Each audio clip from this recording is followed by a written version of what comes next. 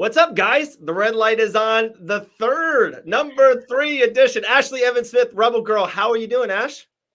Good morning, guys. Oh, I know it's a little bit later over there. It's still morning here in California. There you go. I'm having a great morning. This is my second podcast. So, yeah, I just did the John Anik and Kenny Florian podcast and did some picks for the fights this weekend and shot the shit and caught up, and it was fun.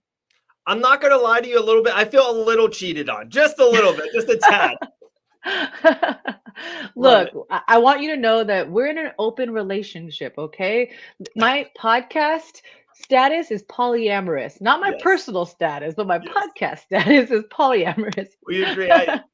One of the first things, I feel like we clicked ever since you and we texted back and forth, and you're like, hey, when we first started this, you're like, hey, can I do other stuff? I'm like, I fucking absolutely want you to. And I always think creative people always should be open and creative and always to join other things and do this and then fail at this and then be successful at that. I think that's the best way. I don't like when people try to box you into a box. So that's awesome. I can't wait. We talked about it off air. I'm a huge John Anik guy. Their podcast is awesome. I listen to it every week. So I can't wait to listen to it. And then at the end, it's like, oh, that's my friend Ashlee kicking ass on it. Did you pick Yeah. Vittori or Costa? Or we'll wait. Okay. We'll wait. Awesome. So, of course, about you, and then we'll kind of open up to a couple other things. Episode 70 was amazing. Sydney was awesome. Like, you go with the 14 questions. She goes, yes. Yeah. She kept on saying yes. I thought it was a great episode. How fun was it to record it with her? Oh, man.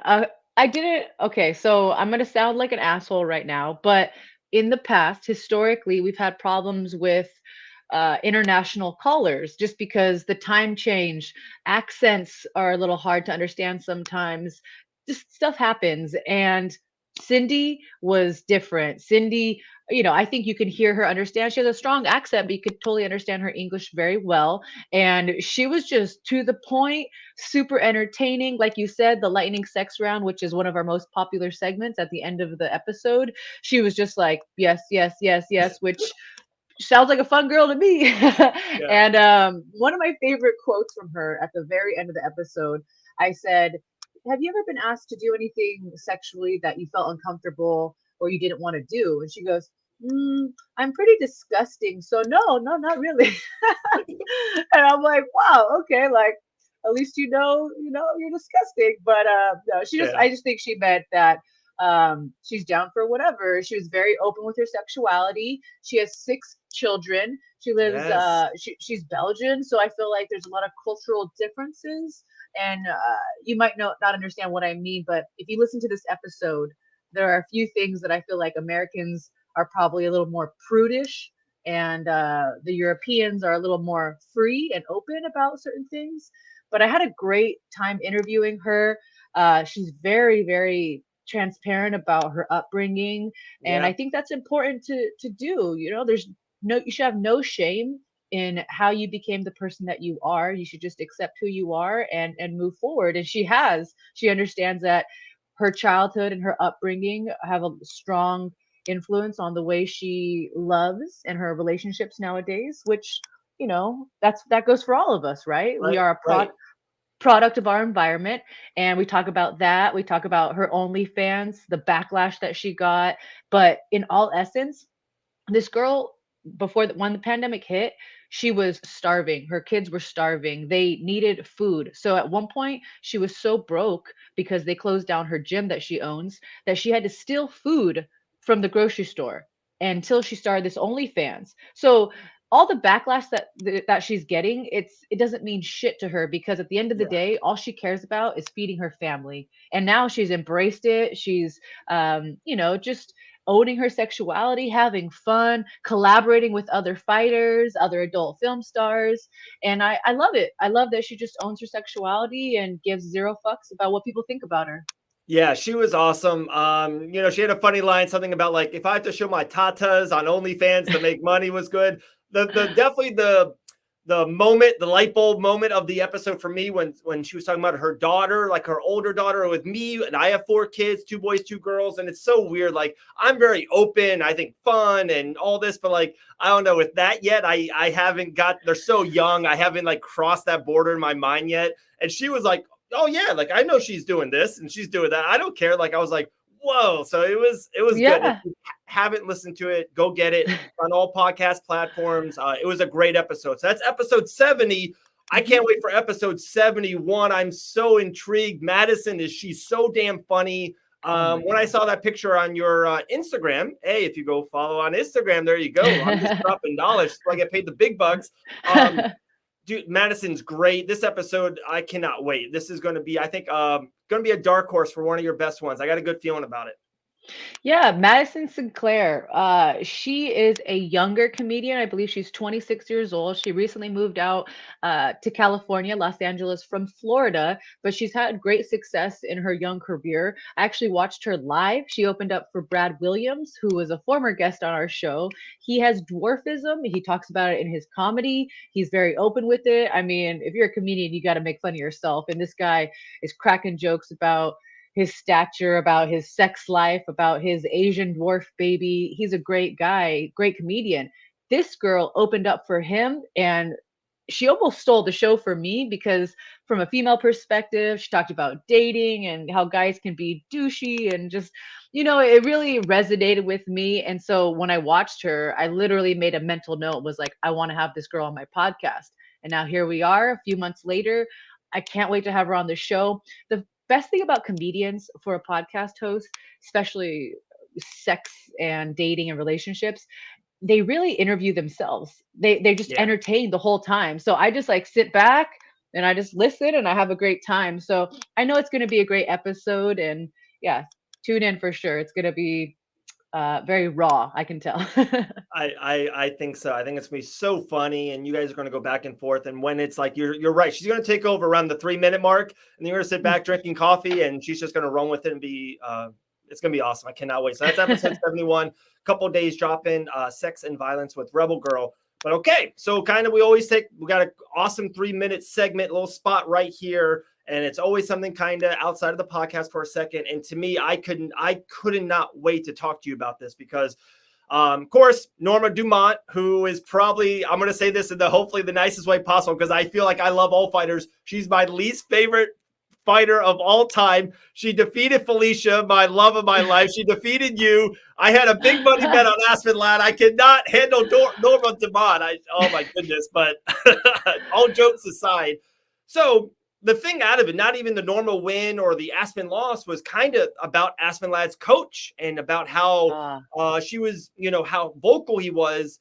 And I don't know. So I want to give my 2 cents first. And DC's been so positive for the coach, and Laura Senko was so positive for the coach. The coach was just being honest. Like Aspen was losing. She had no spark. She had no fire. And it was just like one of these like Aspen, you're in a main event fight. Like you're losing. You're down 2-0 now. You're down 3-0. And I never thought he crossed the line, never got physical. And to me, you can talk about this a lot more than I can. I don't know if people didn't like it because it was a male coach to a female fighter. I don't know if that got into it, but I would just love your 2 cents on the whole aspect of it and kind of the fall, the breakthrough and all this stuff that's kind of happened after it. Yeah, it really is a hard topic to speak on, only because the athlete fighting in that very moment and the coach are the only two people who really understand the full Yeah. gravity of what's going on. You don't know what they talked about leading up to that fight. You don't know if Aspen literally told her coach, "Hey, if something bad's happening, if I'm not clicking, if I'm not pulling the trigger, I need you to snap me out of it." And maybe cussing, the F word is just casual for them. If you look at it from that point of view, that mid round cornering, even though it wasn't very technical, it could have been the perfect amount of and the perfect style of motivation that Aspen Ladd needed, but we don't know. Me, do not talk to me like that in between rounds. I need some love. I need some Right. positive encouragement, and I need some good technical coaching. Tell me step by step what I need to do so that I can go in there and do it. But maybe Aspen Ladd is different. And, you know, all we can do is speculate because we don't know. And I know Misha was very vocal. I didn't know that DC was. I think that if Aspen Ladd herself comes out and says, yeah, that's not the way that I usually am cornered, then yeah, if he switched it up in the middle of her fight and just started cussing and that's not their normal thing, he probably fucked her, he probably messed her up even more than she was when she first Right. walked into the cage. And then another thing I wanted to say was I believe that coach, the reason that this is kind of a spicy topic, not because the F bombs, but because it's also her partner, her boyfriend. Okay. Is that true? I mean, that's what I was told, Yeah, but I'm it's not sure. funny. I don't know that. Like I've been all over it, and I literally just dropped a podcast, and I talked about it for 6 minutes, and I just read a lot of remarks on it. And DC was in it, and Laura Senko, and it was just about like being coached. And kind of one thing what you said was like no one knows their relationship than them two, and even if Mhm. they're boyfriend girlfriend or whatever, even if they're open whatever, it's they have a relationship. Like I was going to talk like me and my wife. My wife is super funny and super dry and sarcastic. So when we tell stories, when we're at a social gathering, like we'll rip on each other in a funny way of telling a story. Like, oh, my dumbass husband didn't do this, Mhm. but she's Mhm. funny and we know our relationship. Maybe another person from the outside be like, oh my goodness, his wife called him a dumbass. Like they're not going to be good. So like, Mhm. um, I just took it as, yeah, like I was so I I never want to step or talk about someone else's house. That's their house. You know what I mean? We have enough problems in our house, and I just support the coach and Aspen and whatever they're doing is them. And I wish Aspen woke up. I really did. Yeah. We don't know what she had going on in her life Yeah, building up to this fight. It's so hard. The sport has so many aspects to it: injuries, nutrition, yep, sleep patterns, personal things, COVID now. And we just don't know. We don't know what she was leading up to that fight. I think that Misha has the right, you know, she has good intentions. I really do, but it's hard to speak on someone's personal life if you don't know. I've got a whole podcast. I want it from the horse's mouth. I ask the source, and and that's what we talk about. But I think that someone should definitely pull Aspen Ladd aside and be like, "Are you okay? right, Like, yeah, is this yeah, is this okay?" Like, I yeah. don't know. It could be the perfect amount of coaching, the perfect style of coaching. It's very hard to say, and it's just unfortunate that because we are, you know, professional athletes, everything we do, even the way that we're talked to by other people, Yeah. is put a spotlight on. It's Yep. it's in the limelight. No matter, like I make a joke all the time. It's like sometimes when you're in the spotlight, you can't even wipe your butt without people, knowing, or you can't fart without people knowing. And it's just like Yeah. people know everything. And so, I mean, obviously my podcast, I'm leaning in hard to the fact that people are going to talk no matter what. Might as well give them something to talk about. I just hope Aspen Ladd is in a good, healthy mental state with her coach, whether that be her boyfriend and her coach or just her coach. I totally agree. Okay, there we go. That was we just wrapped up episode 3. Ashlee Rebel Girl Evans-Smith. Guys, make sure to shop at sexandviolencewithrebelgirl.com. Subscribe on all social media platforms. Subscribe. It's 2021, guys. We know what's up. All podcasts, YouTube, all that stuff. Mhm. So Ash, cannot wait to talk to you again. Hopefully, maybe we'll be doing something in future together, but we'll see. But yep, I saw the figure. So I want you guys all to know that this is my shameless self promotion.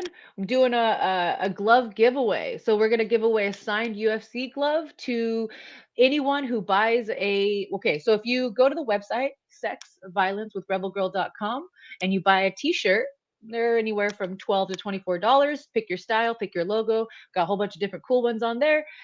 Take a screenshot, send it to our Instagram at Sex and Violence with Rebel Girl, and you'll be entered into that raffle/giveaway for a free signed glove, UFC glove by me. That is awesome. That's so cool Mhm. because I know how much that means because a couple weeks ago, I don't know if you saw, it was right before we started really talking a lot. Felicia Spencer gifted me her signed gloves in the fight that she had with Cyborg 2 years ago. Whoa. To me, it was one of the most iconic fights ever. And I was like, for me, like we have to wrap it up. I got like a Thor Lego for my son. So I'm like, I'm sorry, son, the Thor is getting pushed aside. We're getting the gloves in a nice little case. So yeah, can't wait. That's great. The website's awesome. The t-shirts are phenomenal. We'll send that out. We got to get some of these t-shirts sales going. We'll get it rolling. Thanks, guys. Thank you, Dave. This has been fun, and we'll talk next week. Absolutely. Week 4 next